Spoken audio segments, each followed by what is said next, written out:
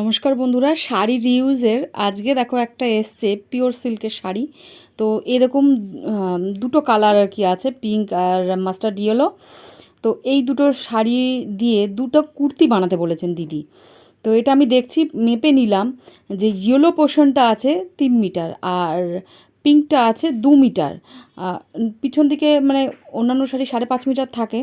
তো সেই হিসাবে উনি বললেন যে দুটো করতে, যাতে মানে দুটো দুরকম আর কি হয়।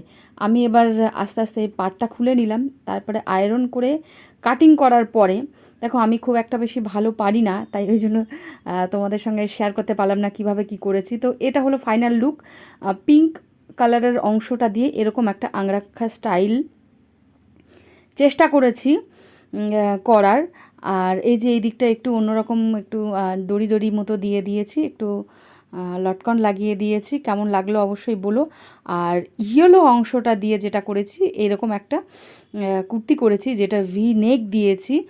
আর এইদিকে বেল স্লিপ করেছি সামনের দিকটা, কারণ কি একদম গোড়ার দিক থেকে করতে পারিনি, কাপড়টা অতটা বেশি ছিল না, তাই তবুও যতটা পেরেছি করেছি। এই দেখো নেকের অবস্থাটা, আর এখানে ট্রাইঅ্যাঙ্গেল যে কি বলে, লেস, লেস তো বলে, যাই হোক এটা দিয়ে আমি এরকমভাবে আর কি করেছি, তোমরা বুঝে নাও আর কি সমস্তটা।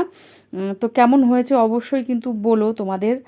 আর দেখো কতটা সুন্দর। এটা অনেক দিন আগে আর কি অর্ডারটা এসেছিলো, আমি টাইম করে উঠতে পারছিলাম না, ফাইনালি করলাম।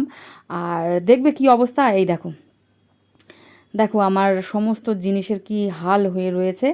তো আরও প্রচুর কাজ আছে, সঙ্গে থেকেও তোমাদেরকে সমস্তটা শেয়ার করব। টাটা।